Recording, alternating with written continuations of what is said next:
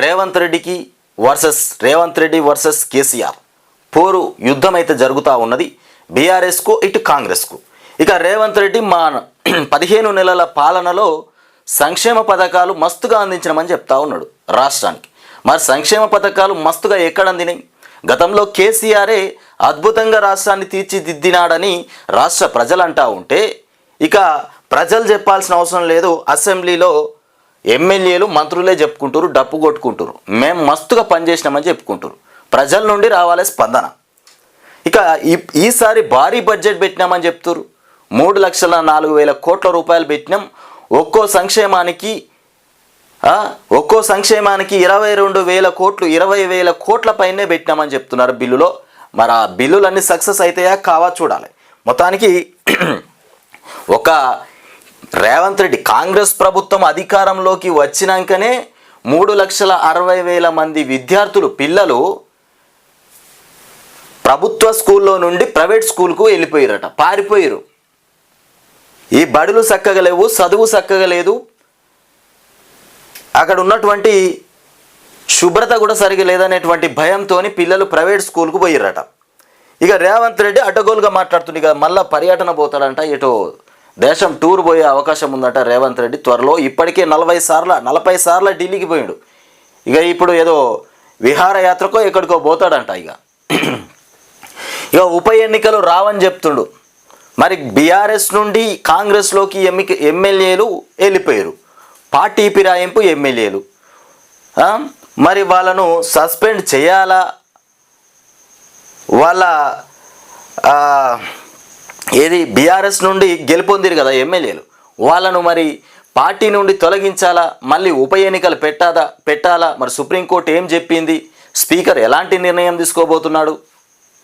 Party ఫిరాయింపు ఎమ్మెల్యేల పైన ఎలాంటి చర్యలు ఉండబోతున్నాయి?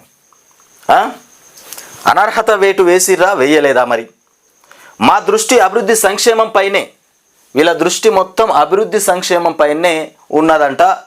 ఇక వ్యసనాలకు తెలంగాణలో మొత్తం తావే లేదని చెప్తుండు. వ్యసనాలు ఏవైతే ఉంటాయో వాటికి తావే లేదంట. ఇగో ఉప ఎన్నికలు రావని చెప్తుండు, ఇక్కడ ఈ విషయం చెప్తుండు. మరి సభ్యత్వం రద్దు చేస్తారా? బీఆర్ఎస్లో గెలిచి కాంగ్రెస్లోకి వచ్చినటువంటి ఎమ్మెల్యేల సభ్యత్వం రద్దు చేస్తే ఉప ఎన్నికలు తప్పకుండా వస్తాయి. మరో రద్దు చేస్తారా, చెయ్యరా? ఇక సుప్రీంకోర్టు మొత్తం గడ్డం ప్రసాద్ మన స్పీకర్కే అప్పచెప్పినారంట. స్పీకర్దే తుది నిర్ణయం. ఇక ఆన్లైన్ బెట్టింగ్ యాప్ల పైన సిట్ ఏర్పాటు చేసినామని చెప్తుర్రు. ఈ ఆన్లైన్ బెట్టింగ్లకు సంబంధించి అడ్డగోలుగా ఆత్మహత్యలు జరుగుతూ ఉన్నాయి. ఆత్మహత్యలు అడ్డగోలుగా జరుగుతూ ఉన్నాయి. శిక్ష పెంచేలా చట్ట సవరణ.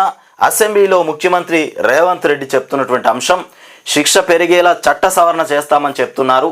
ఇది బెట్టింగ్ యాప్లకు సంబంధించి. రాష్ట్రంలో ఉప ఎన్నికలు రావని గత ప్రభుత్వ హయాంలో పార్టీ మారిన ఎమ్మెల్యే విషయంలో ఏం జరిగిందో ఇప్పుడు అదే జరుగుతుందని సీఎం రేవంత్ రెడ్డి అన్నారు.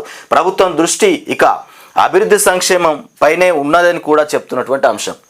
ప్రభుత్వం యొక్క దృష్టి మొత్తం అభివృద్ధి సంక్షేమం పైనే ఉన్నదట. మరి రేవంత్ రెడ్డి దృష్టి మొత్తం రాష్ట్ర ప్రజల మీద, రాష్ట్రంలో ఉన్నటువంటి కరువు కాటకాల మీద. చేన్లు ఎండిపోతూ ఉన్నాయి, వరి చేన్లు ఎండిపోతూ ఉన్నాయి. వాటి మీద దృష్టి పెట్టినాడా ముఖ్యమంత్రి రేవంత్ రెడ్డి? రోడ్ల మీద ధర్నా చేస్తున్నారు.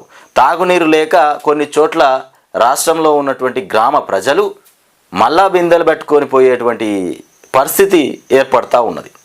మరి ఇవన్నీ ఎక్కడి నుండి వచ్చినాయి? ఇది కాలం తీసుకొచ్చిన కరవా, మరి కాంగ్రెస్ తీసుకొచ్చిన కరవా?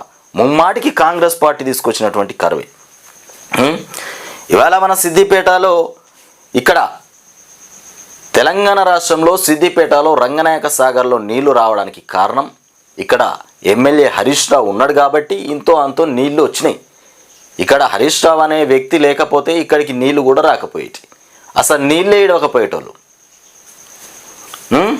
వీళ్ళకి అవసరం లేదు. ఇప్పుడు సిరిసిల్ల, గజ్వేల్, ఇటు పోతే సిద్దిపేట, ఇటు పోతే ఏది దుబ్బాక, చేరియాల, ఇట్లా ఈ ఏరియాలన్నీ పట్టుకొని వీళ్ళకి అసలు కాంగ్రెస్ ప్రభుత్వానికి ఈ జిల్లాల అవసరం లేదు. వాళ్ళకి ఈ జిల్లాలతోని పనే లేదు. ఇక్కడ ఉన్నటువంటి ప్రజలు ఎంత కష్టాలు అనుభవించినా, వాళ్ళకు నీళ్లు లేకపోయినా, నిధులు లేకపోయినా, సంక్షేమాలు రాకపోయినా వాళ్ళకి అవసరం లేదు. ఇక ఎందుకంటే రేవంత్ రెడ్డి గారి ఏరియా కాదు కదా ఇది.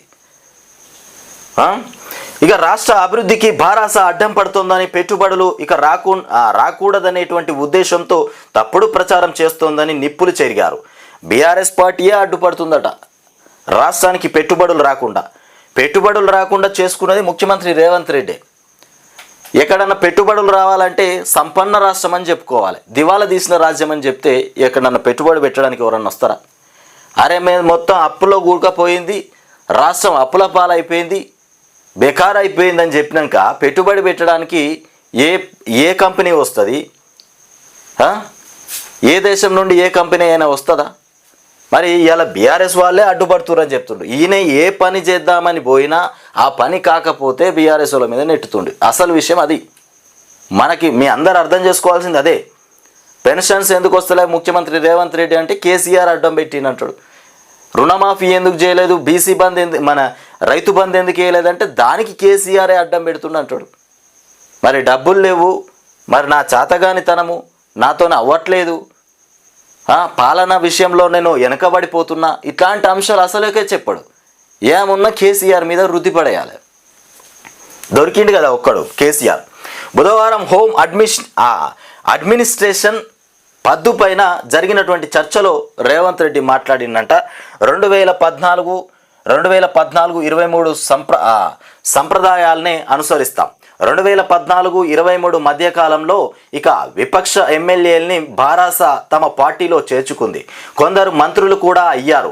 వారెవరిపైన అనర్హత వేటు పడలేదు. అప్పటి నుంచి ఇప్పటి వరకు చట్టం, న్యాయం, రాజ్యాంగం మారలేదు. ఏ రాజ్యాంగం ప్రకారం ఉప ఎన్నికలు వస్తాయి? 2014-23 వరకు ఈ సభ అనుసరించిన విధానాలనే మేము అనుసరిస్తాం. ఇక రూల్ బుక్ కూడా మారలేదు. వారు రాసిందే ఈ పుస్తకం. రూల్ బుక్ చూపిస్తూ ఎలాంటి ఉప ఎన్నికలు రావు అని సీఎం రేవంత్ రెడ్డి పేర్కొన్నారు. ఇక ఒక ఆయన ఉప ఎన్నికల్లో నేను అభ్యర్థిని అంటూ ప్రచారం చేసుకుంటున్నారు. ఆయన పదవిలో ఉన్నప్పుడు ఇక మంచి పంచేటువంటి కట్టుకుని తిరిగారు. మంచి పంచె కట్టుకొని తిరిగిండట. అలా తిరిగితే పదవి పోతుందని నేను ఆనాడే హెచ్చరించాను. ఇక ఇట్లా ఉన్నది. అయితే గతంలో కూడా 2014 నుండి 23 మధ్యకాలంలో విపక్ష ఎమ్మెల్యేలు ఎవరైతే ఉన్నారో వాళ్ళు బీఆర్ఎస్ పార్టీలో చేరితే వాళ్ళకు కొంతమందికి మంత్రి పదవులు వచ్చినాయి, పదవులు కూడా కొనసాగినాయి. మరి అదే చట్టం ఇవాళ కూడా నాకు కూడా అట్లనే ఉండాలి. ఇలా అసెంబ్లీ మారలే, రాతలు మారలే, చట్టం మారలే. మరి నా దగ్గరకు వచ్చిన ఎమ్మెల్యేలను వాళ్ళ సభ్యత్వం రద్దు చేయడం ఏంది, ఉప ఎన్నికల్లో రావడం ఏంది, నాకో చట్టం కేసీఆర్కో చట్టమా అని మాట్లాడుతుండ్రు రేవంత్ రెడ్డి. అంటే ఉప ఎన్నికలు రావడానికి కారణం ఏంటంటే మీరంతా గుంజుకొని గట్టిగా ఫైట్ చేయలే. అప్పుడు ప్రజల్లో మద్దతు ఉన్నది. అప్పుడు బీఆర్ఎస్ పార్టీకి రెండు పీరియడ్లు 10 సంవత్సరాలు ప్రజల నుండి కేసీఆర్కు గట్టి మద్దతు ఉంది. మీరు అప్పుడు ఈ అనర్హత వేటులు, సస్పెండ్లు చేయడం ఇవన్నీ చేస్తే మళ్ళీ గెలిచేటోళ్ళు వాళ్ళే. కేసీఆర్ టికెట్ ఇస్తే మళ్ళీ వాళ్ళే గెలిచేటోళ్ళు. నువ్వు సస్పెండ్ చేసినా, నువ్వు పార్టీ నుండి తొలగించినా, వాళ్ళ సభ్యత్వం రద్దు చేసినా కేసీఆర్ టికెట్ ఇస్తే మళ్ళీ గెలిచేటోళ్ళు. ఇంకా పగతోని మరీ గెలిచేటోళ్ళు. అందుకే నోరు మూసుకొని అక్కడ మీరు సపోర్ట్ చేయలే. ఇవాళ అనర్హత వేటేసినంత మాత్రాన ఉప ఎన్నికలు ఎట్లొస్తాయి? మాకో చట్టం వాళ్ళకో చట్టం అంటే ప్రజల నుండి మద్దతు గట్టిగా ఉన్నది. కేసీఆర్కి అప్పుడు మద్దతే ఉన్నది, ఇప్పుడు మద్దతే ఉన్నది. ఇక అది మానవీయ క్రూరమైనటువంటి అభిప్రాయం. ఈసారి మీరు బ్రహ్మాండంగా పనిచేస్తే ఈ ఎన్నికలు ఇప్పటి నుండైనా ఇప్పుడు ఈ 30వ తారీఖు నుండి సంక్షేమ పథకాలు అమల్లోకి వస్తాయని చెప్తున్నారు. బడ్జెట్ మంచిగానే పెట్టిరి. బడ్జెట్ మంచిగా ప్రజల్లోకి వెళ్ళి బ్రహ్మాండంగా పనులు జరిగితే మీకు కూడా ప్రజలు మంచిగా మద్దతు ఇస్తారు, జై కొడతారు. ఇక లేదంటే ప్రజల నుండి ఎలాంటి స్పందన వస్తుందో కూడా మీకు తెలుసు.